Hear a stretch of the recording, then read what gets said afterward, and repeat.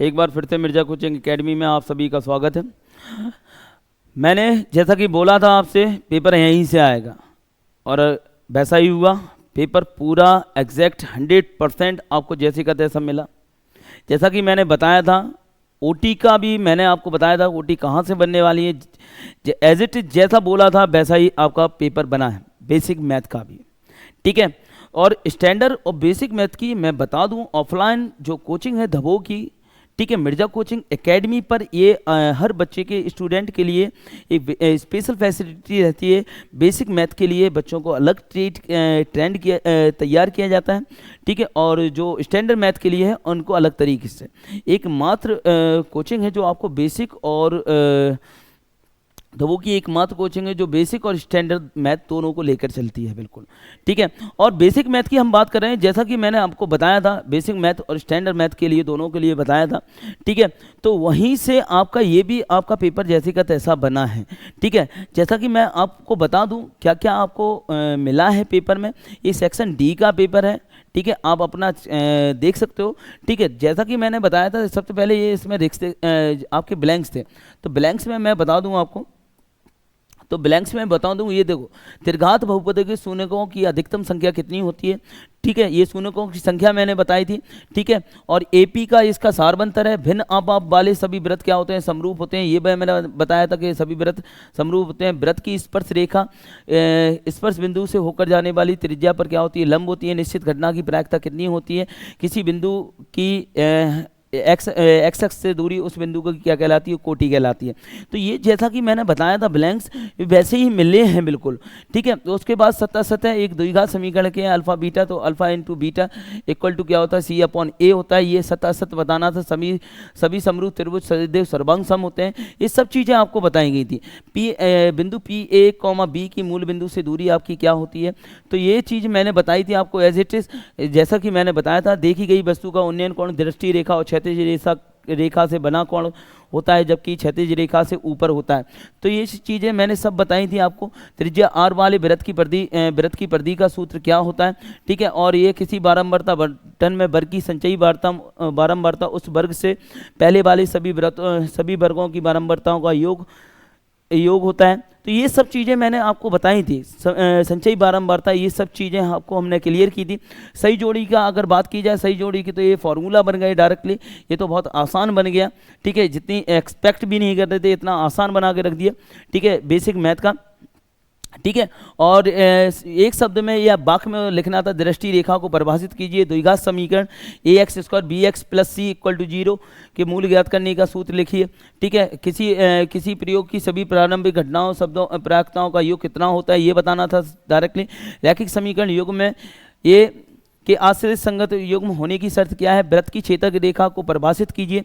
ठीक है, दो त्रिभुजों की जो साइड समरूपता कसौटी को लिखना था। ठीक है, और ये चीज़ जैसा कि मैंने आपको बताया था वो चीज़ हूबहू मिली है। सही विकल्प का ये देख लो, ये ए एक्स प्लस बी है का शून्य क्या होगा, ए एक्स प्लस बी का शून्य क्या होगा, ये मैंने आपको बताया था। किन्हीं दो सहभाज्य संख्याओं का एचसीएफ क्या होगा। ठीक है, द्विघात समीकरण का विपरीत कर क्या है, बाय एक्स पर स्थित किसी बिंदु के निर्देशांक क्या होंगे, साइन 30 का मान कितना है, बाय बिंदु से वृत्त पर खींची गई स्पर्श रेखाओं की संख्या कितनी होती है। ये सब चीज़ें मैंने आपको बताई थी। ठीक है, ये देखो क्वेश्चन नंबर 6 का अगर देखें, शून्य ज्ञात कीजिए बहुपद का, ये दोनों क्वेश्चन मिले हैं। और ये 7वें का जैसा का क्वेश्चन मैंने बताया था संगत असंगत का। ठीक है, ये दोनों ये क्वेश्चन मिले हैं। ये देखो, ये नहीं मैंने संगत का नहीं आपको दिया था, लेकिन ये क्वेश्चन जरूर दिया था। ठीक है, उसके बाद मैं बात करूं, क्वेश्चन नंबर 8 है। 8 में आपका फर्स्ट और सेकंड दोनों ही क्वेश्चन मैंने बताए थे। ये दोनों क्वेश्चन आपको मिले हैं।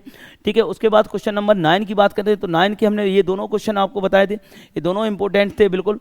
ठीक है, उसके बाद क्वेश्चन नंबर जो 10 है, 10 के ये 10 का ऊपर का ये क्वेश्चन बताया, तो ये जैसे का तैसा मिल गया आपको। ठीक है, और उसके बाद बात करें तो ये बल्बों वाला क्वेश्चन, ये तो स्टैंडर्ड मैथ में भी मिला, इसमें भी मिला। ठीक है, और इसमें क्वेश्चन नंबर 12वां में त्रिभुजों की समरूपता की आवश्यक प्रतिबंध लिखिए। ठीक है, आकृति में दिए गए, तो ये ईसी को ज्ञात करना है। ये भी क्वेश्चन मैंने बताया था, ये दोनों क्वेश्चन बताए थे आपको करनी था। ठीक है, उसके बाद क्वेश्चन नंबर हम बात करें 13 का, आपका ऊपर का भी क्वेश्चन और नीचे का भी क्वेश्चन, ये दोनों मिले हैं। ठीक है, क्वेश्चन नंबर 14 है।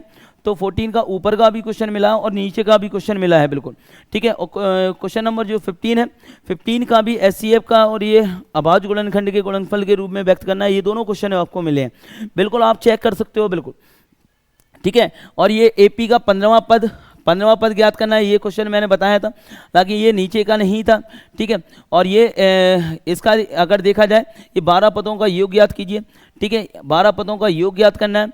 एचसीएफ का ये क्वेश्चन मैंने बताया था, ये नीचे का भी क्वेश्चन आपको दिया था, ठीक है। गुणनखंड द्वारा समीकरण के मूल ज्ञात करना है, ये क्वेश्चन मैंने बताया था, और ये के वाला भी वैल्यूज आपको बताई थी।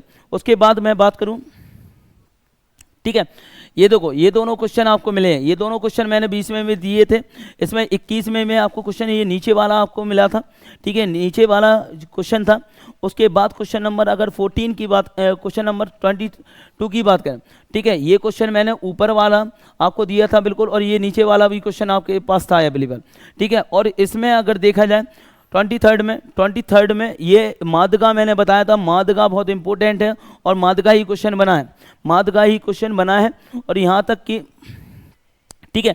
तो आप ये चीज़ों को देख सकते हो कि आपको बेसिक मैथ का भी बिल्कुल 100% पेपर, जो हमारा गेस्ट पेपर था, बिल्कुल 100% काम किया है, ठीक है। आप भी अगर बेसिक मैथ की इसी तरीके से तैयारी करना चाहते हो, तो आप जल्द से जल्द मिर्जा कोचिंग एकेडमी की जो ऑफलाइन बैच हैं, रामबाड़ न्यू बैच हैं 10th के, ठीक है, 10th और 12th के लिए स्पेशल बैचें तैयार की गई हैं, उनमें स्पेशल फैसिलिटी हैं बच्चों के लिए, स्पेशल ऑफर हैं, तो उनसे जल्द से जल्द आप जुड़ जाइए, जिससे आप अपनी सीट बुक करा लीजिए, क्योंकि लिमिटेड सीट है, और सीट फुल होने पर किसी भी स्टूडेंट को एडमिशन फिर उसके बाद नहीं मिलता है। यहाँ पर लिमिटेड सीटों पर स्टूडेंट का एडमिशन दिया जाता है। बिल्कुल आप लोग अगर चाहते हो इसी तरीके से मैथ की तैयारी, तो आप जल्द से जल्द मिर्जा कोचिंग एकेडमी से आप जुड़ जाइए, ठीक है। Thank you for watching. और हाँ, जो स्टूडेंट ने हमारी ऑफलाइन या ऑनलाइन बैच लेकर या ऑफलाइन तरीके से हमसे जुड़े रहे या ऑनलाइन जुड़े रहे, उनका पेपर कैसा किया गया है, तो वो अपना कमेंट करके हमें ज़रूर अपना फीडबैक दीजिए, जिससे इससे हमें भी कॉन्फिडेंस मिलता है, और नए नए वीडियोस आपको हम इसी तरीके से आपके पास पहुंचाते रहेंगे, ठीक है। Thank you for watching.